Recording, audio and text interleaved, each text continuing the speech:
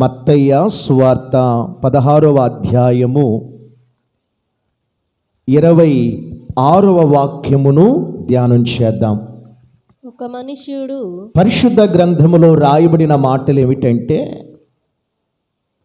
ఒక మనుష్యుడు లోకమంతయు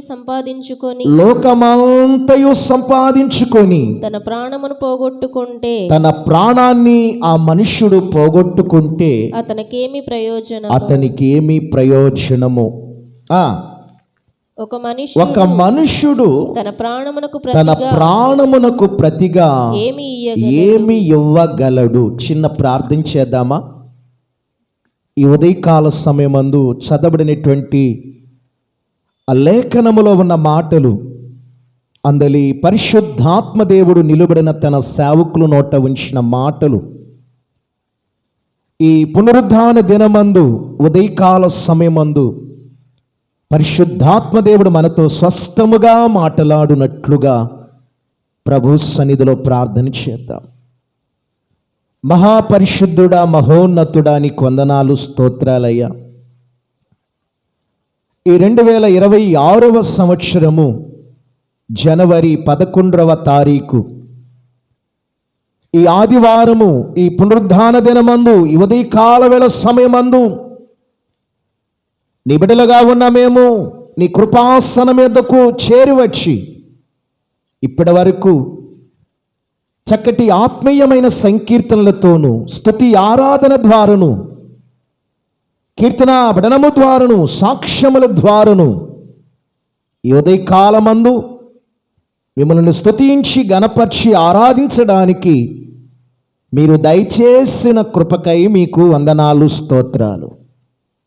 ఈ ఉదయకాలమందు నాయన మత్తయి సువార్త 16వ అధ్యాయము 26వ వాక్యములో రాయబడిన మాటలు ధ్యానం చేస్తూ ఉండగా, నిలువడిన మీ సేవకులను ఈ ఉదయకాలమందు కొద్ది నిమిషములు మీరు మరుగుపరిచి మీరు మాతో స్పష్టముగా ఈ ఉదయకాలమందు మీరు మాట్లాడి మీ నామానికే మీరు మహిమ పొందవలసినదిగా వేడుకొనుచు యేసయ్య నామములో అడిగి ప్రార్థించుచున్నాను తండ్రి, ఆమేన్. పిల్లరా, చదవబడిన వాక్యమును అందరం కూడా మరి ఒక పర్యాయము ధ్యానం చేద్దాం. అందరూ కూడా మీ వద్ద ఉన్న పరిశుద్ధ గ్రంథాన్ని చూడండి. మత్తయి సువార్త 16వ అధ్యాయము 26వ వాక్యములో రాయబడిన మాటలు ఏమిటంటే, ఒక మనుష్యుడు లోకమంతయు సంపాదించుకొని తన ప్రాణాన్ని పోగొట్టుకుంటే అతనికేమి ప్రయోజనం? ఒక మనుష్యుడు తన ప్రాణమునకు ప్రతిగా ఏమి ఇవ్వగలడు? ప్రభునందు ప్రియమైన దేవుని బిడ్డలారా, ఈ విషయాన్ని గత రాత్రి విజ్ఞాపన ఆరాధనలో మరి ఒక్క విషయాన్ని నేను మీకు గత రాత్రి జ్ఞాపకం చేశాను. ఈ చదవబడినటువంటి వాక్య భాగములో మనము గమనిస్తే సంపాదించుకొని అనేటువంటి మాట చాలా ప్రాముఖ్యమైనటువంటి మాట. గత రాత్రి చెప్పాను, తల్లి గర్భమున పుట్టిన ప్రతి మానవుడు చనిపోయేంత వరకు కూడా ఈ జీవిత యాత్రలో, ఈ జీవిత ప్రయాణములో, తన జీవిత మనుగడలో ప్రతి మానవుడు రాత్రనక పగలనక ఎండనక వాననక అనుదినము అనుక్షణము క్షణక్షణము ప్రతి క్షణము ప్రతి మనిషి కూడా ఈ లోక జీవిత యాత్రలో సంపాదన సంపాదన సంపాదన అని చెప్పి ప్రతి మానవుడు, ప్రతి మనిషి సంపాదించాలి అనేటువంటి ఒక ఆలోచన తప్ప వేరొక ఆలోచన అనేటువంటి మనిషి యొక్క జీవితంలో కలగడం లేదు. ప్రతి మనిషి ఎంత సంపాదించినా కానీ తన సంపాదనను చూచి తృప్తి మాత్రము చెందడం లేదు. ఎంత సంపాదించినా ఇక ఇంత చాలు అని సంపాదించిన సంపాదనను బట్టి ఇక చాలు అని తృప్తి చెందే మనసు మానవుని యొక్క హృదయానికి లేదు. కనుక ప్రభునందు ప్రియమైన దేవుని బిడ్డలారా, పరిశుద్ధ గ్రంథములో గత రాత్రి మనము చూసాం. మొదటి తిమోతిలకు రాసిన పత్రిక 6వ అధ్యాయము 7వ వాక్యములో మనము గమనిస్తే, మనము ఈ లోకములోనికి ఏమీ కూడా తేలేదట. పోయేటప్పుడు ఈ లోకములో నుండి ఏది కూడా మన వెంట తీసుకొని పోలేము. ఏబు మహాశయుడు అన్నాడు కదా, ఏబు గ్రంథము మొదటి అధ్యాయములో మనము గమనిస్తే ఏబు అంటున్నాడు, ఏమంటున్నాడండి? 21వ వచనములో, నేను నా తల్లి గర్భము నుండి దిగంబరినై వచ్చి తిని దిగంబరినై నేను అచ్చటికి తిరిగి వెళ్ళిపోచున్నాను అంటున్నాడు. కనుక ప్రియ సహోదరి సహోదరులారా, మరి గత రాత్రి మనము ఏమి సంపాదించుకోవాలి అనే విషయాన్ని ఒకే ఒక విషయాన్ని చెప్పాను. సుమారు ఒక 45 నిమిషాల పాటు గత రాత్రి ఏమి సంపాదించుకోవాలని చెప్పానండి. ఏమండి? అక్షయమైన ధనమును ఏమండి మన కొరకు మనము సంపాదించుకోవాలి అని చెప్పాను. ఏమి సంపాదించుకోవాలని చెప్పాను? అక్షయమైన ధనమును సంపాదించుకోవాలి. అక్షయమైన ధనం అంటే ఏంటి? క్షయము కానటువంటి ధనము. ఏది? భూ సంబంధమైనటువంటి ధనము కాదు, ఆత్మ సంబంధమైన ధనము, అది పర సంబంధమైన ధనము. అక్షయమైన ధనమును మనము సంపాదించుకోవాలి అని చెప్పి గత రాత్రి సుమారు ఒక 45 నిమిషాల పాటు నేను విజ్ఞాపన ఆరాధనలో నేను మీకు ఏమి సంపాదించుకోవాలి అనే విషయాన్ని ఒక్క విషయాన్ని జ్ఞాపకం చేశాను. 7 విషయాలు ఉన్నాయని చెప్పాను కదా. ఈ పునరుద్ధాన దినమందు ప్రియులారా, 7 విషయాల్లో మరి కొన్ని విషయాలు నేను మీకు జ్ఞాపకం చేయబోతున్నాను. 2వ విషయాన్ని మనము చూద్దాము. ఏమి సంపాదించుకోవాలి? చూడండి, మత్తయి సువార్త 18వ అధ్యాయము 15వ వాక్యములో ప్రభు ఒక మాట చెప్తారు. ఏమంటున్నారు? అతడు వారి మాటయు వినని ఎడల, 15వ వాక్యము, మరియు నీ సహోదరుడు నీ ఎడల తప్పిదము చేసిన ఎడల నీవు పోయి నీవును అతడును ఒంటరిగా ఉన్నప్పుడు అతనిని గద్దించుము. అతడు నీ మాట వినిన ఎడల నీ సహోదరుణ్ణి సంపాదించుకొంటివి. ఈ పునరుద్ధాన దినమందు ప్రియులారా, మనం ఏమి సంపాదించుకోవాలి? పరిశుద్ధ గ్రంథమును మనము గమనిస్తే మత్తయి సువార్త 16వ అధ్యాయము 26వ వాక్యములో ప్రభు చెప్తారు, ఒక మనుషుడు లోకమంతటిని కూడా సంపాదించుకొని చివరికి తన ప్రాణాన్ని పోగొట్టుకుంటే ఆ పోగొట్టుకున్న మనిషికి ఏమి ప్రయోజనము? ఏమి సంపాదించుకున్నాడట? లోకమంతటిని సంపాదించుకున్నాడు, ఆస్తి సంపాదించుకున్నాడు, ఏమండి ధనఘనతలను సంపాదించుకున్నాడు, బంగారాన్ని సంపాదించుకున్నాడు, విలువైనటువంటి వస్తువులను ఆభరణాలను సంపాదించుకున్నాడు, స్థలాలు, పొలాలు, ఇళ్ళు, వాకిళ్ళు, కార్లు, మిద్దెలు, మేడలు, పలుకుబడి, ఈ లోకములో ఎంత సంపాదించుకోవాలో అంతగా సంపాదించుకున్నాడు.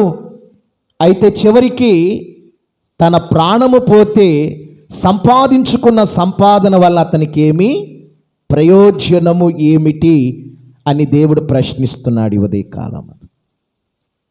ప్రభునందు ప్రియమైన దేవుని బిడ్డలారా, ఈ ఉదయకాలమందు మనము సంపాదించుకోవలసినటువంటిది ఏమిటంటే, ఈ భూ సంబంధమైన వేటిని కూడా మనం సంపాదించుకోకూడదు, కానీ ఆత్మ సంబంధమైన అక్షయమైన ధనమును, పరలోక పౌరత్వాన్ని మొట్టమొదటిగా మనము సంపాదించుకోవాలి. రెండవదిగా ఏమి సంపాదించుకోవాలి? మత్తయి సువార్త 18వ అధ్యాయము 15వ వాక్యములో మనము గమనిస్తే ప్రభు చెప్తారు, ఏమంటున్నారండి? నీ సహోదరుని సంపాదించుకొనుము అంటున్నాడు ప్రభు. ఎవరిని సంపాదించుకోవాలంట? సహోదరుని సంపాదించుకోవాలి. బైబిల్లో రాయబడింది, మరియు నీ సహోదరుని ఎడల తప్పిదము చేసిన ఎడల నీవు పోయి నీవును అతడు ఒంటరిగా ఉన్నప్పుడు అతన్ని గద్దించుము. అతడు అప్పుడు నీ మాట వినినప్పుడు నీ సహోదరుని సంపాదించుకుంటివి గదా అంటున్నాడు. దేవునికే మహిమ కలుగునుగాక. కనుక ప్రియులారా, ఈ ఉదయకాలమందు మనం ఏమి సంపాదించుకోవాలి అంటే, సహోదరుని మనము సంపాదించుకోవాలి. ఎందుకంటే ఈ రోజుల్లో అందరూ కలిసి సమాధానంగా జీవిస్తున్నారు అనేటువంటిది ఎక్కడ కూడా మనకు కనబడడం లేదు. కుటుంబాల్లో సమాధానం లేదు, సంఘాల్లో సమాధానము లేదు, సమాజంలో సమాధానము లేదు. ఐక్యత, ప్రేమ, అనురాగాలు, మమతానురాగాలు అనేటువంటివి దినదినము కూడా ప్రజల యొక్క కుటుంబాలలో, హృదయాల నుండి అవి క్షీణించిపోతూ ఉన్నాయి ప్రతిదినం. కనుక ప్రియ సహోదరి సహోదరులారా, ఈ రోజుల్లో అందరూ కలిసి సమాధానంగా జీవించలేకపోతున్నారు. చూడండి, ఎక్కడ చూచినా కానీ గొడవలు, అసూయలు, పగలు, కక్షలు, వీటి వల్ల మనుషులు ఎవరికి కూడా సమాధానం లేక అందరూ కూడా ఎవరికి వారుగా వేరైపోతూ ఉన్నారు. దేవునికే మహిమ కలుగునుగాక. ఐక్యత అనేటువంటిది సంఘములో ఉండడం లేదు. గమనించండి, ప్రభునందు ప్రియులారా, అందరూ కూడా నేటి దినాల్లో వేరైపోతూ ఉన్నారు. ఎందుకు అంటే సహోదరుని మధ్య సమాధానము లేకపోవడం ద్వారా ఐక్యత అనేటువంటిది మనలో క్షీణిస్తూ ఉంది. దేవునికే మహిమ కలుగునుగాక. హల్లెలూయా. చూడండి, యాకోబు రాసినటువంటి పత్రిక 4వ అధ్యాయము 17వ వాక్యాన్ని ఒక్కసారి చదువుతారా? కనుక ప్రభువు చిత్తమైతే మనము బ్రతికి ఉండి, ప్రభువు చిత్తమైతే మనము బ్రతికి ఉండి ఇది చేతమని చెప్పుకొనవలెను. ఇది అది చేతుమని చెప్పుకొనవలెను. ఇప్పుడైతే మీరు మీ డంబముల యందు అతిశయపడుచున్నారు. మీ డంబముల యందు ఏం చేస్తున్నారంటే అండి?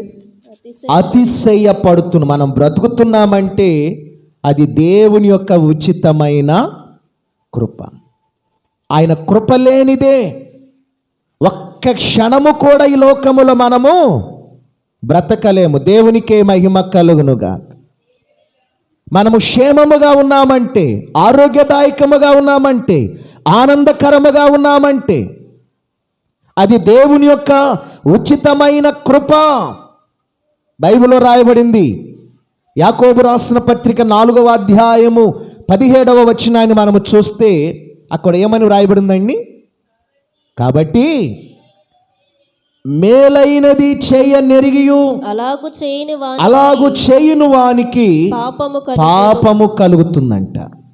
దేవునికే మహిమ కలుగునుగాక. హల్లెలూయా. కనుక మనము ఎవరిని సంపాదించుకోవాలంటే ఉదయకాలమందు రెండవదిగా సహోదరుని మనము సంపాదించుకోవాలి. దేవునికే మహిమ కలుగునుగాక. సహోదరుని మనం ఎలాగూ సంపాదించుకోవాలి? ప్రభు చెప్పాడు, నీ సహోదరుని సంపాదించుకో అంటున్నాడు ప్రభు. కనుక సహోదరుని మనం ఎలా సంపాదించుకోవాలి అంటే, చూడండి, సామెతల గ్రంథము 27వ అధ్యాయము 5వ వాక్యాన్ని మనము చూస్తే సహోదరుని మనం ఎలా సంపాదించుకోవాలట చదవండి. సామెతల గ్రంథము 27వ అధ్యాయము 5వ వాక్యము. లోపల ప్రేమించుట కంటే లోపల నీ సహోదరుని ప్రేమించుట కంటే బహిరంగముగా గద్దించుట మేలు. బహిరంగముగా నీ సహోదరుని యొక్క తప్పిదములను గద్దించుట, పొరపాటులను గద్దించుట మేలు. గమనించండి పిల్లారా, మన సహోదరుని మనం ఎలా సంపాదించుకోవాలి?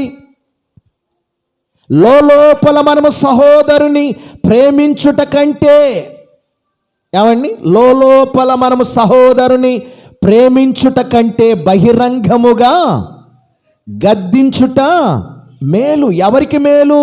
నీ సహోదరునికి మేలు.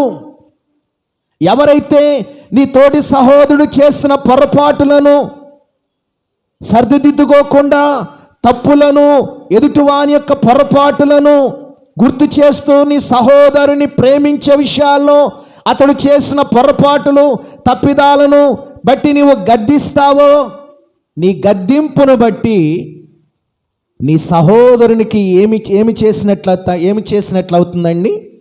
మేలు చేసినట్లవుతుంది. దేవునికే మహిమ కలుగునుగాక. హల్లెలూయా, హల్లెలూయా.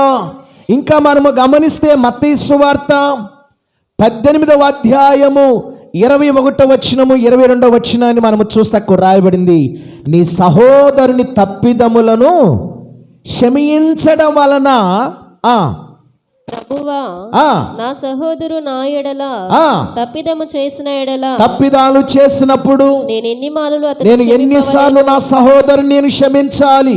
7 మారుల మట్టుకా అని 7 మార్లు మట్టుకా అని ప్రభువుని అడిగాడు. ప్రభు ఏమంటాడు? 7 మార్లు కాదయ్యా. అందుకు యేసు అతనితో ఇట్లా అంటున్నాడు, 7 మారుల మట్టుకే కాదు, 7 సార్లు మాత్రం కాదు, 70 ఏళ్ల మారు మట్టుకు, 70 సంవత్సరాల వరకు నీ సహోదరుని నీ పట్ల చేసిన తప్పిదాలను బట్టి అతనిని క్షమిస్తూ ఉండాలి. అతని నీవు క్షమిస్తూ ఉండాలి. నీ సహోదరు నీవు ఎలాగూ సంపాదించుకోగలుగుతావు ఈ ఉదయ కాలం అంటే, ఒకటి బహిరంగముగా గద్దించడము వలన సహోదరుని సంపాదించుకోగలుగుతావు. రెండవదిగా నీ సహోదరుడిని తప్పిదములను నీవు క్షమించిన ప్రకారము, మన సహోదరుడు చేసిన తప్పిదాలు ఎప్పటి వరకు మనం క్షమించాలండి? ఒకసారి క్షమిస్తే సరిపోతుందా? లేక 7 సార్లు క్షమిస్తే సరిపోదా? ఎన్నిసార్లు క్షమించాలని ప్రభు చెప్పాడు? అతడు బ్రతికినంత కాలము 70 సంవత్సరాల వరకు నీవు నీ సహోదరుడు చేసిన పొరపాటులు, తప్పిదాలను, తెలుసో తెలియకో ఏవో తప్పిదాలు చేస్తూ ఉంటాడు, వాటిని క్షమించే గుణం, మంచి బుద్ధి, మనసు నీలో ఉండాలి. నీ సహోదరుని నీవు సంపాదించుకో. దేవునికే మహిమ కలుగునుగాక. హల్లెలూయా. సహోదరుని మనము సంపాదించుకోవాలి. మూడవదిగా ఎలా సంపాదించుకోవాలి తెలుసా? మత్తయి సువార్త 5వ అధ్యాయము 24వ వాక్యములో ప్రభు చెప్పాడు. ఏమని చెప్పాడండి? మత్తయి సువార్త 5వ అధ్యాయము 24వ వాక్యము. అక్కడ బలిపీఠము ఎదుటనే నీ అర్పణను బలిపీఠము ఎదుట విడిచిపెట్టి మొట్టమొదటిగా నీవేం చేయాలి? నీ సహోదరునితో నీవు సమాధాన పడాలి. సహోదరుని ఎలా మనము సంపాదించుకోగలుగుతాము ఈ ఉదయకాలమందు? ప్రభు చెప్పాడు, ఒక మనుష్యుడు సర్వలోకమంతటిని సంపాదించుకొని చివరికి తన ప్రాణాన్ని పోగొట్టుకుంటే వానికి ఏంటి ప్రయోజనం? ఏమైనా ప్రయోజనము మిగులుతాదా? ఏమి ప్రయోజనము మిగలదే. తల్లి గర్భమున మనమందరము కూడా దిగంబరిగా ఈ భూమి మీద అడుగుపెట్టాము.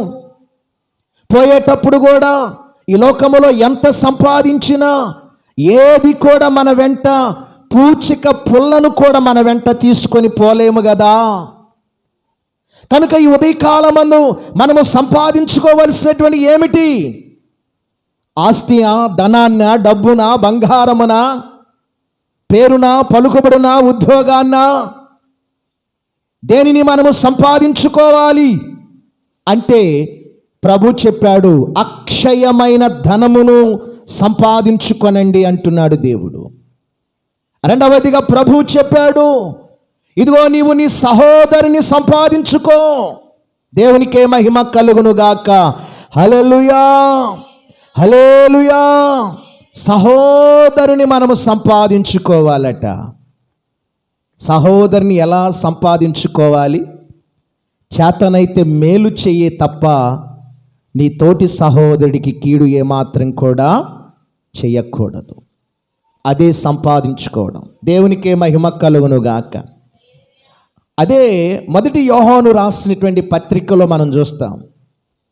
2వ అధ్యాయము 9, 10, 11 ఆ 3 వచనాలు ఒక్కసారి చదవండి. మొదటి యోహాను పత్రిక, సువార్త కాదండి, పత్రిక. వెలుగులో ఉన్నామని చెప్పుకొనుచు, వెలుగులో మనము ఉన్నాము అని మనము చెప్పుకొనుచు, తన సహోదరుని ద్వేషించువాడు ఎవడైతే తన సహోదరుని ద్వేషిస్తాడో ఇప్పటి వరకును చీకటిలోనే ఉన్నాడు. ఇప్పటి వరకు ఎలా ఉన్నాడంటండి? చీకటి. మన సహోదరుని మనము ద్వేషించే వారిమి. మనమందరం కూడా ఎవరమంట? వెలుగు సంబంధులము ఏమాత్రం కూడా కాదు. సహోదరుని ప్రేమింపకుండా ఈ ఉదయకాలమందు ఎవరైతే నీ తోటి సహోదరుని ద్వేషిస్తావో నీవు వెలుగు సంబంధివి కావు అని గుర్తించాలి. చీకటిలో నీవు నడుస్తున్నావు అని మనం గుర్తించాలి. నీ సహోదరుని మనం ఏం చేయాలంటే అండి, ద్వేషింపక ఏం చేయాలంటే మనము ప్రేమించాలి. సహోదరుని మనము ద్వేషించకుండా ప్రేమిస్తే ఆ సహోదరుడు ని మనము సంపాదించుకోగలుగుతాము. దేవునికే మహిమ కలుగునుగాక. హల్లెలూయా, హల్లెలూయా. చాలామంది వారి యొక్క స్నేహితులను, బంధువులను, ఆప్తులను, మిత్రులను, శ్రేయోభిలాషులను చాలామంది కూడా ద్వేషిస్తూ ఉంటారు. ప్రేమించుటకు బదులుగా ద్వేషిస్తూ ఉంటారు. కనుక ప్రభునందు ప్రియులారా, ద్వేషము అనేటువంటిది వారి యొద్ద నుండి మనలను దూరం చేస్తుంది. మొట్టమొదటిగా బైబిల్ చెప్తా ఉంది, నీ సహోదరుని సంపాదించుకో అని లేఖనాల్లో మనము చూస్తున్నాం. దేవునికే మహిమ కలుగునుగాక. హల్లెలూయా. ఎందుకు మన సహోదరులు మనము సంపాదించుకోవాలి అంటే, ఈ లోకములో మనము ప్రాణము పోయిన తర్వాత వల్లకాటి దాకా వచ్చేది ఎవరో తెలుసా?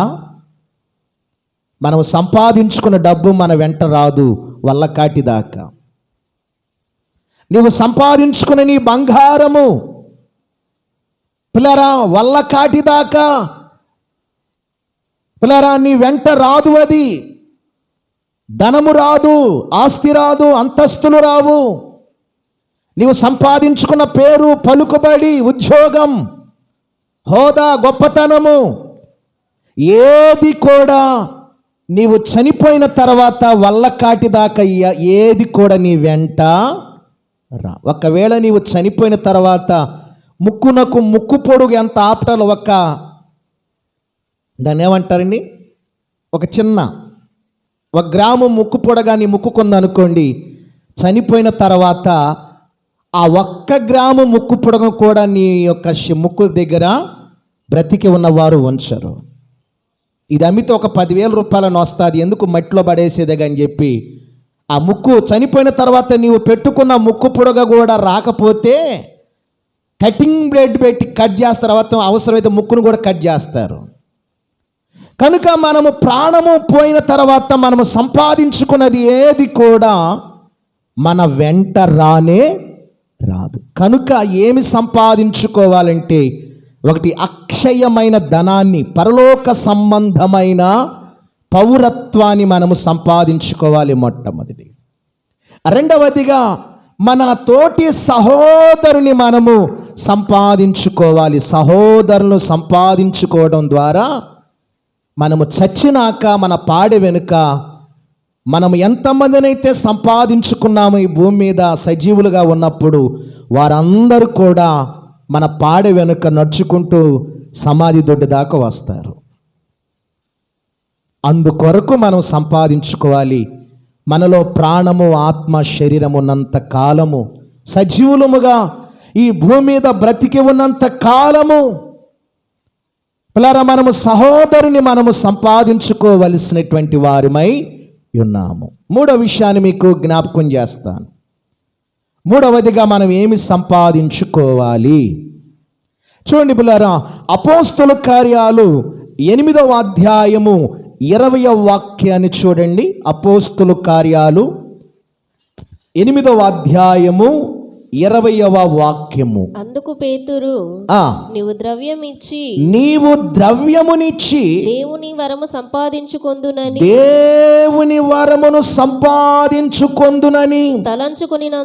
తలంచుకొనినందున నీ వెండి నీతో కూడా నశించుపోవునుగాక. ఏమి సంపాదించుకోవాలట? ఏమండి? దేవుని యొక్క వరమును మనము సంపాదించుకోవాలి. ఈ 2026వ సంవత్సరం జనవరి ఈ 11వ తారీఖు ఈ ఆదివారము పునరుద్ధాన దినమందు దైవ సన్నిధానమునకు కూడి వచ్చిన సంగమా, నీ ఆధ్యాత్మికమైన జీవితంలో ఈ సంవత్సరములో నీవు సంపాదించుకోవలసినటువంటి ఏమిటో తెలుసా? మూడవదిగా దేవుని యొక్క వరమును సంపాదించుకోవాలి. ఏమి సంపాదించుకోవాలంటే అండి, దేవుని యొక్క వరము. ఈ లేఖనాలు మనము చూస్తే ఏది? అపోస్తల కార్యాలు 8వ అధ్యాయము 20వ వచనాన్ని మనము చూస్తే ఈ లేఖనము గారడి వాడైన సీమోను గూర్చి చెప్పబడింది. దేవునికే మహిమ కలుగునుగాక. గారడి వాడైన సీమోను, అతడు గారిడిలు చేస్తూ ప్రజలను తన యొద్దకు ఏం చేస్తూ ఉండేవాడంటే, గారడి యొక్క సీమోను గారడి విద్యలు చేస్తూ ప్రజలందరినీ కూడా తన వైపు ఆకర్షించుకుంటూ ఉండేవాడు. ప్రతిదినము ఆకర్షించుకుంటూ ఉండేవాడు ప్రజలందరినీ కూడా. తను చేస్తున్నటువంటి గారడి విద్యల చేత ఆ గారడి వింత శాస్త్రాలను చూడడానికి ప్రజలందరూ కూడా గుమ్ముగూడి వచ్చేవారు గారడి సీమోను దగ్గరకు. చూడండి పిల్లలు, ఇతడు వింత గారడి విద్యలు ప్రజల ఎదుట ప్రదర్శిస్తూ ఉండేవాడు సీమోను. అందుకే ప్రజలందరినీ కూడా సీమోను ఆకర్షిస్తూ ఉన్నాడు. ఆకర్షించి ఏం చేస్తున్నాడు? గారడి విద్యలు వారి ఎదుట ప్రదర్శించి ప్రజల యొద్ద నుండి ధనాన్ని సంపాదిస్తున్నాడు. దేవునికే మహిమ కలుగునుగాక. హల్లెలూయా. అది ఆ గారడి యొక్క సీమోని యొక్క జీవన శైలి, జీవన విధానం అది. అయితే అక్కడ మనం గమనిస్తే ఆ రోజుల్లో పిలుపు ప్రియులారా, దేవుని వాక్యమును బోధిస్తున్నప్పుడు ఇతడు కూడా ఈ గారడి సీమోను పిలుపు చెప్పుచున్న మాటలను బట్టి పిల్లరా దేవుని వాక్యాన్ని పిలుపు బోధిస్తూ ఉంటే ఇతడు కూడా అంగీకరించి పిలుపు ద్వారా గారడి సీమోను బ్యాప్టిజం పొందాడు. దేవునికే మహిమ కలుగునుగాక. హల్లెలూయా, హల్లెలూయా. పిల్లరా, మరి ఇక్కడ మనం చూస్తే పేతురు యోహానులు చేతులుంచి మరి ఈ గారడి సీమోను మీదుగా చేతులు ఉంచి ప్రార్థించగా జరిగిన విషయం ఏంటంటే పరిశుద్ధాత్మను పొందాడండి. ఎవరు? గారడి సీమోను పిలుపు చెప్పిన మాటలను బట్టి రక్షించబడ్డాడు, మారు మనసును పొందాడు. పేతురు యోహాను వచ్చి అతని మీద చేతులు ఉంచి ప్రార్థించగానే ఈ గారడి సీమోను పరిశుద్ధాత్మను పొందాడు. దేవునికే మహిమ కలుగునుగాక. హల్లెలూయా, హల్లెలూయా. చూడండి పిల్లారా, ఈ పరిశుద్ధాత్మను పొందగానే చూడండి గారడి సీమోను కూడా అనుకుంటున్నాడు. ఏమనుకుంటున్నాడు? పేతురు యోహాను చేతులు ఉంచగానే పరిశుద్ధాత్మను పొందారు కదా, నేను కూడా ఇలాగూ చేయగలుగుతానని చెప్పి పిల్లరా ద్రవ్యమునిచ్చినటువంటి వాడుగా మనము చూస్తున్నాం. దేవునికే మహిమ కలుగునుగాక. ఆ విషయాన్ని అపోస్తల కార్యాలు చూడండి 8వ అధ్యాయము 20వ వాక్యాన్ని మనం చూస్తూ ఉన్నాం. చదవండి ఆ మాటను. అందుకు పేతురు, నీవు ద్రవ్యమునిచ్చి దేవుని వరమును సంపాదించుకొందునని తలంచుకొనినందున గారడి సీమోనుతో పేతురు అంటున్నాడు, నీ వెండి నీ వెంట రాదు.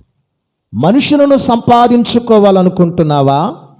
ద్రవ్యాన్నిచ్చి, వెండినిచ్చి, నీ గారడి విద్యలతో మనుషులను ఆనందింపజేసి మనుషులను కూడగట్టుకోవాలనుకుంటున్నావా? పేతురు అంటున్నాడు గారడి సీమోనుడితో, అది సాధ్యము కాదు కదా అంటున్నాడు. దేవునికే మహిమ కలుగునుగా. దేవుని యొక్క వరమును పొందాలంటే అభిషేకం ఉండాలి. పరిశుద్ధాత్మను పొందాలంటే దేవుని యొక్క కృప ఉండాలి. దేవునికే మహిమ కలుగునుగాక. మనకు అర్హత ఉండాలి. దాని ప్రకారము మనము జీవించి ఎవరైతే పరిశుద్ధాత్మ కొరకు ప్రయాసపడతారో, దేవుని కృపావరాలు పొందాలని తృష్ణగొని ఉంటారో, అట్టి వారికి నా దేవుడు ఈ ఉదయకాలమందు వారికి అట్టి వరాన్ని దేవుడు ప్రసాదింపచేస్తాడు. దేవునికే మహిమ కలుగునుగాక. హల్లెలూయా, హల్లెలూయా. ఈ లోకములో మనకున్న ధనాన్ని బట్టి, మనకున్న ఐశ్వర్యాన్ని బట్టి, మనము సంపాదించుకున్న దేనిని బట్టి అయినా కానీ, ఈ లోకములో దేనినైనా కానీ వెల చెల్లించి మనము కొనగలుగుతామో కానీ దేవుడిచ్చే కృపా వరాన్ని ధనముతో మనము కొనలేము. దేవునికే మహిమ కలుగునుగాక. హల్లెలూయా, హల్లెలూయా. ఈ లోకములో దేనినైనా ద్రవ్యముతో కొనవచ్చు కానీ దేవుని వరాన్ని ఎవ్వరు కూడా కొనలేరు. ఎందుకంటే అది అమ్మబడదు కదా. దేవుడిచ్చే కృపా వరాలు అమ్మబడవు. ఇక నువ్వు ఏడగొంటావు? అమ్మడం ఉండదు కదా, కొనడానికి అమ్మడం ఉండదు కదా.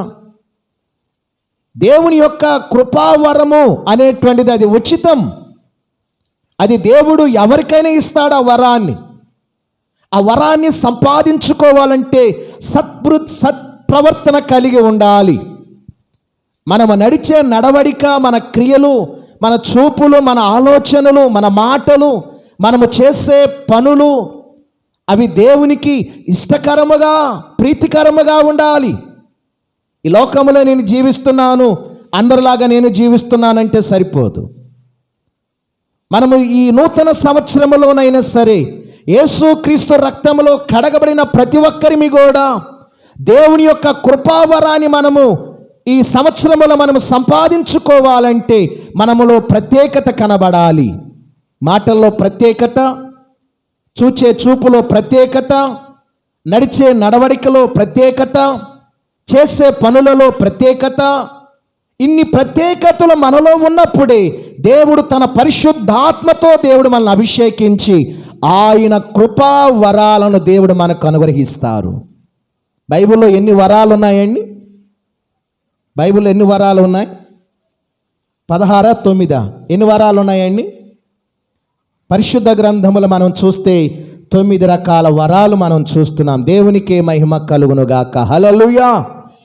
చూడండి, యాకోబు రాసినటువంటి పత్రిక 1వ అధ్యాయము 17వ వాక్యాన్ని ఒక్కసారి చదవండి, మీకే అర్థమవుతుంది.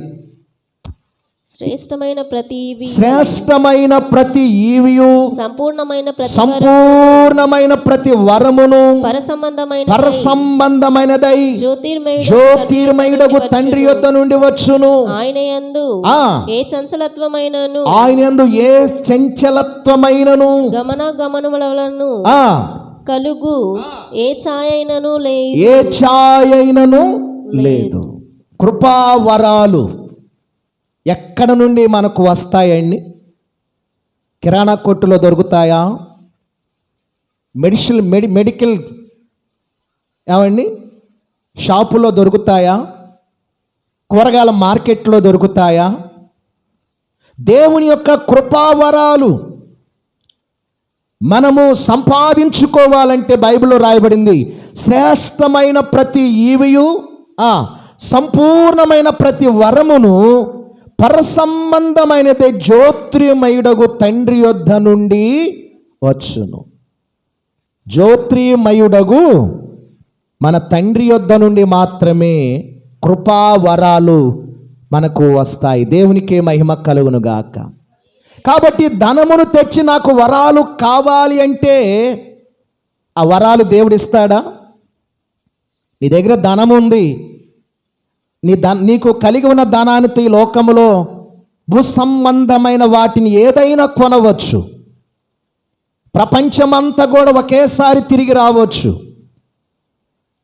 భూమి మీద ప్రయాణం చేయొచ్చు, సముద్రాల్లో ప్రయాణం చేయొచ్చు, ఆకాశంలో కూడా ప్రయాణం చేయొచ్చు, అవసరమైతే అంతరిక్షంలో కూడా నివాసాలు కట్టుకోవచ్చు. నీకున్న ధనాన్ని బట్టి, నువ్వు సంపాదించుకున్న ధన ఘనతను బట్టి, ఐశ్వర్యాన్ని బట్టి, ఆస్తిని బట్టి ఏదైనా చేయగలవచ్చు. కానీ కృపావరాలు సంపాదించుకోవాలంటే ధనము ఉంటే కృపావరాలు సంపాదించుకోలేము కదా. ఈ కృపావరాలు ఎవరిస్తారంటే ఈ కృపావరాలు అనేటువంటి పరసంబంధమైనటువంటివి మాత్రమే, కేవలం ఇవి భూ సంబంధమైనవి కావు. దేవునికే మహిమ కలుగును గాక. హల్లెలూయా. బైబిల్లో రాయబడింది, ప్రతి వరమును పరసంబంధమైన జ్యోతిర్మయుడగు తండ్రి యొద్ద నుండే వచ్చును. పరసంబంధమైంది కృపావరాలు. అవి ఇచ్చేవాడు ఆకాశమందున్నాడు. అవి పొందాలంటే భూమి మీద మనము సత్ప్రవర్తన కలిగి ఉండాలి. దేవునికే మహిమ కలుగును గాక. హల్లెలూయా. పాస్టర్ గారు, నాకు 4-5 కోట్ల ఆస్తి ఉందండి, ఇదిగో నాకు కలిగిన సంపాదనతో, ఆస్తితో దేవుని యొద్ద ఉన్న కృపావరాలని పొందాలి అనుకుంటున్నాను, అదేమైనా సాధ్యపడిద్దా అని మీరు నన్ను అడిగితే నేను చెప్తాను, అది ఏమాత్రం కూడా సాధ్యపడదు. ఎందుకంటే ధనము తెచ్చి నాకు వరం కావాలంటే అది రాదు. అది దేవుని నుండి మాత్రమే వస్తాయి. కొందరు ఎదుటి వారిని చూచి అలాగూ చేయుట చాలామంది ప్రాక్టీస్ చేస్తూ ఉంటారు. అది ఆత్మీయమైనటువంటిది కాదు ప్రియులారా. ఈ కాలంలో చాలా వరకు ఎదుటి వారిని చూచి నేర్చుకునేటువంటి వరాలే మనకు కనబడుతున్నాయి భూలోకములో. అది ఆత్మ సంబంధమైన వరము కాదు. దేవునికే మహిమ కలుగును గాక. ఒకరిని చూసి ఒకరు కాపీ కొడుతూ ఉంటారు, కానీ అది ఆత్మ సంబంధమైన వరం కాదు. ఈ ఆత్మీయ వరాలు మనం ఎలా సంపాదించుకోవాలో కొన్ని విషయాలు మీకు నేను జ్ఞాపకం చేస్తాను. చూడండి, మొట్టమొదటిగా అపోస్తల కార్యాలు 1వ అధ్యాయము 4వ వచనాన్ని మనము చూస్తే అక్కడ రాయబడింది, ఆత్మీయమైన వరాలు మనము సంపాదించుకోవాలంటే ఈ పునరుద్ధాన దినమందు ఎలా మనము సంపాదించుకోగలుగుతాం. చూడండి, ఆయన వారిని కలుసుకొని ఇలాగూ ఆజ్ఞాపించాను. వారిని కలుసుకొని వారికి ఇలాగూ ఆజ్ఞాపించాడు, మీరు యెరూషలేము నుండి వెళ్ళక నా వలన వినిన తండ్రి యొక్క ఇదిగో నా వలన మీరు వినినటువంటి తండ్రి యొక్క వాగ్దానము కొరకు కనిపెట్టి ప్రార్థన చేయమంటున్నాడు దేవుడు. గమనించండి పిల్లలు, ఆత్మీయ వరాలు మనం ఎలా సంపాదించుకోవాలి. నీకున్న ధనాన్ని బట్టి ఆత్మీయ వరాలు సంపాదించుకోలేవు. మరి మనం సంపాదించుకోవాలంటే ఏం చేయాలి? ఏమండి, దేవుని యొక్క వాగ్దానము కొరకు, దేవుని కొరకు మనము కనిపెట్టుకొని విశ్వాసముతో ప్రభు సన్నిధిలో ప్రార్థన చేయాలి. ప్రార్థించడము ద్వారా దేవుని యొక్క కృపావరాన్ని నీవు సంపాదించుకోగలుగుతాయి ఉదయకాలమందు. అంతే తప్ప నీకున్న ధనాన్ని బట్టో బంగారాన్ని బట్టో ఏమండి వెల ఇచ్చి దేవుని యొక్క కృపావరాన్ని కొనలేవు. దేవునికే మహిమ కలుగును గాక. హల్లెలూయా. ఈ ఉదయకాలమందు ఆత్మీయమైన వరమును నీవు సంపాదించుకోవాలంటే విశ్వాసముతో ప్రభు సన్నిధిలో చేరి ఆయన కొరకు కనిపెట్టుకొని ప్రార్థించాలి. మొట్టమొదటిగా ప్రార్థనలో కూడా ఎలా ప్రార్థించాలట? విసుగక నిత్యము ప్రార్థించాలి. ఎలా ప్రార్థించాలి? ఎడతెగక, అనుదినము, అనుక్షణము, క్షణక్షణము, ప్రతి క్షణము కూడా విసుగక, ఎడతెగక ప్రభు సన్నిధిలో విశ్వాసముంచి దేవుని యొక్క కృపావరమును నేను పొందాలి అనేటువంటి ఒక ఆపేక్షతో, ఆకాంక్షతో నీవు ప్రభు సన్నిధిలో ఆ వరము కొరకు కనిపెట్టుకొని ప్రార్థిస్తే తప్పకుండా జ్యోతిర్మయుడగు దేవుడు నీకు ఆ వరాన్ని దేవుడు అనుగ్రహిస్తాడు. ఎన్ని వరాలు ఉన్నాయండి బైబిల్లో? 9 రకాల వరాలు ఉన్నాయి. ఎన్ని వరాలు ఉన్నాయండి? 9 రకాల వరాలు. ఆ 9 రకాల వరాలు నీవు నీ ఆధ్యాత్మికమైన జీవితంలో పొందాలి అంటే దేవుని కొరకు కనిపెట్టి ప్రార్థన చేయాలి మొట్టమొదటిగా. రెండవదిగా ఏం చేయాలో తెలుసా? చూడండి, అపోస్తుల కార్యాలు 2వ అధ్యాయం 38వ వచనములో ఉంది, యేసు క్రీస్తు నామమును బట్టి నీవు బాప్టిసము పొందాలి. చదవండి ఆ మాటను. మీరు మారు మనసు పొంది పాప క్షమాపణ నిమిత్తము ప్రతివాడు యేసుక్రీస్తు నామమున బాప్టిసము పొందుడి. అప్పుడు మీరు పరిశుద్ధాత్మ అను వరము పొందుతారు. పరిశుద్ధాత్మ అనబడే వరాన్ని మీరు అప్పుడు పొందుతారు. ఎప్పుడు? బాప్టిసము పొందకుండా, రక్షణ పొందకుండా, మారు మనసును పొందకుండా, దేవుడా నీ దగ్గర ఉన్న 9 వరాలు ఉన్నాయంట కదా, ఆ వరాలన్నీ కూడా నాకే ఇచ్చేయి, ఎవరికి ఇవ్వద్దు, నాకు అక్కడికే ఇచ్చేయి అని నువ్వు ఎంత అడిగినా కానీ దేవుడు నీకు ఏమాత్రం కూడా ఇవ్వడు. ఎందుకు ఇవ్వడంటే నువ్వు రక్షణ పొందలేదు కదా. ఎందుకు ఇవ్వడంటే నీవు మారు మనస్సును పొందలేదు కదా. ఎందుకు ఇవ్వడంటే విశ్వాసముతో నీవు ప్రార్థించడం లేదు కదా. అందుకే దేవుడు నీకు ఇవ్వడు. దేవునికే మహిమ కలుగునుగాక. దేవుని యొక్క కృపావరాన్ని, పరిశుద్ధాత్మ వరాన్ని నీవు పొందాలి అంటే యేసు క్రీస్తు నామమందు నీవు బాప్టిసము పొందాలి. ఉదయకాలమందు ఎవరైతే ఆయన నామమందు బాప్టిసము పొందుతారో, బాప్టిసము పొందిన తరువాత పరిశుద్ధాత్మ అభిషేకముతో దేవుడు నిన్ను అభిషేకిస్తాడు. అదొక వరం. దేవునికే మహిమ కలుగునుగాక. హల్లెలూయా, హల్లెలూయా. ఆత్మీయ వరాలు మనము 3వదిగా ఎలా సంపాదించుకోవాలో చూడండి. అపోస్తుల కార్యాలు 8వ అధ్యాయము 17వ వచనాన్ని మనము చూస్తే ప్రియులారా, ఆత్మీయ వరాన్ని మనము సంపాదించుకోవాలంటే బాప్టిసము పొందాము, రక్షించబడ్డాము, విశ్వాసముతో ప్రార్థన చేస్తున్నాము, మరి మాకు ఆత్మ సంబంధమైన వరము ఎవరు ఇస్తారు అని మనం ఆలోచన చేస్తే అక్కడ రాయబడింది. ఎవరు ఇవ్వాలంటండి? 17వ వచనం. అప్పుడు పేతురును యోహానును వారి మీద చేతులుంచగా, పేతురు యోహాను ఇద్దరు కూడా ఏం చేశారంటండి? వారి మీద చేతులు ఉంచగా వారు పరిశుద్ధాత్మతో పరిశుద్ధాత్మను పొందారట. దేవునికి మహిమ కలుగునుగాక. హల్లెలూయా. దేవుని చేత పంపబడినటువంటి ఏ సేవకుడైతే నీ మీద చేతులు ఉంచి అభిషేకిస్తారో ఆ అభిషేకము ద్వారా నీవు పరిశుద్ధాత్మను పొందుతావు. అభిషేకము ద్వారా పరలోకములో అక్షయమైన ధనాన్ని సంపాదించుకోగలుగుతావు. ఆ అభిషేకము ద్వారా నీ సహోదరుని నీవు సంపాదించుకోగలుగుతావు ఉదయకాలమందు. దేవునికే మహిమ కలుగునుగాక. హల్లెలూయా.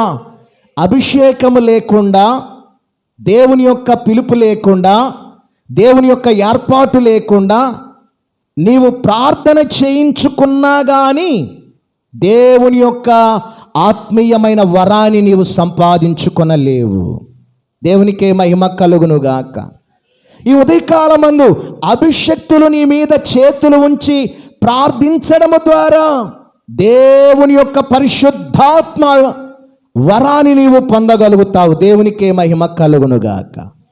అంత మాత్రమే కాదండి, అపోస్తుల కార్యాలు 10వ అధ్యాయము 44వ వాక్యాన్ని మనం చూస్తే, దేవుడు ఏర్పాటు చేసుకునేటువంటి దైవ సేవకులు వారు వాక్యాన్ని బోధిస్తున్నప్పుడు పిల్లరా, మరి శ్రద్ధగా ఎవరైతే దేవుని యొక్క వాక్యాన్ని భక్తులు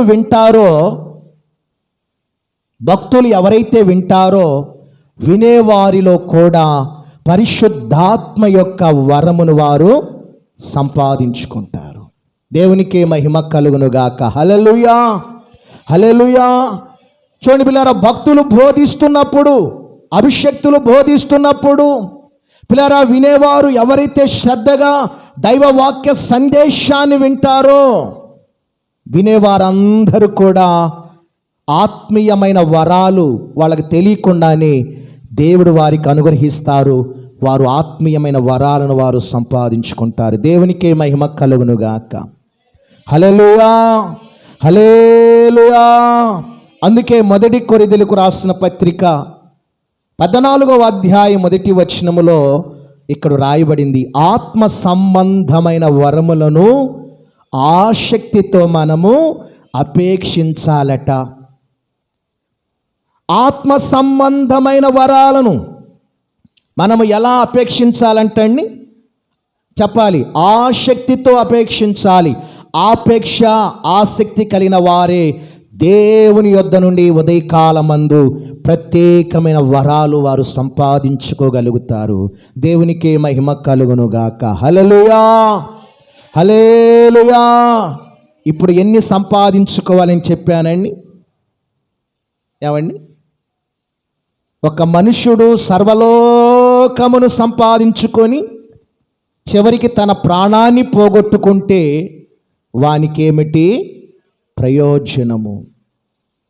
మనం ఏమి సంపాదించుకోవాలి ఈ ఉదయకాలము అంటే? ఒకటి, అక్షయమైన పరలోక సంబంధమైన ధనాన్ని సంపాదించుకోవాలి. 2, సహోదరుని సంపాదించుకోవాలి. 3, ఏమండి చెప్పాలి, మూడవది ఏం చెప్పాను? దేవుని యొక్క కృపావరాన్ని మనము సంపాదించుకోవాలి. ఇంకొక వరాన్ని గురించి చెప్పి నా మాటలు ముగిస్తాను. ఏమి సంపాదించుకోవాలి అనేటువంటి చూడండి పిల్లారా, సామెతల గ్రంథము 4వ అధ్యాయము 5వ వాక్యాన్ని చూస్తారు ఒక్కసారి.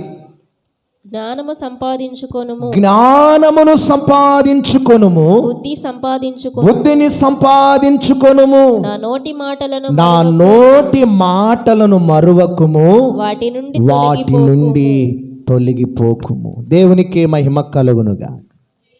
4వదిగా మనం ఏమి సంపాదించుకోవాలంటండి? చెప్పాలి, జ్ఞానాన్ని సంపాదించుకోవాలి. తదుపరి బుద్ధిని కూడా సంపాదించుకో. జ్ఞానమును బుద్ధిని రెండింటిని కూడా మనము సంపాదించుకోవాలి. చాలామంది జీవితాల్లో మనము చూస్తే ప్రియులారా, స్థలాలు సంపాదించుకుంటారు, పొలాలు సంపాదించుకుంటారు, వెండిని సంపాదించుకుంటారు, బంగారాలు, పదవులు, అధికారాలు సంపాదించుకుంటున్నారే కానీ వీటన్నిటికంటే గొప్పది ఏమిటంటే జ్ఞానము చాలా గొప్పది. దేవునికే మహిమ కలుగునుగాక. జ్ఞానమును దాన్ని సంపాదించుకోవాలని ఈ భూమి మీద ఉన్న మనుషులు పిల్లరా ఆలోచించలేకపోతున్నారు. జ్ఞానము అన్నిటికంటే చాలా విలువైంది, బంగారము కన్నా కూడా విలువైంది. కనుక నేను జ్ఞానాన్ని సంపాదించుకోవాలి, మంచి బుద్ధిని సంపాదించుకోవాలి అని చెప్పి మానవుడు జ్ఞానాన్ని బుద్ధిని ఈ దినాల్లో సంపాదించుకోలేకపోతున్నాడు.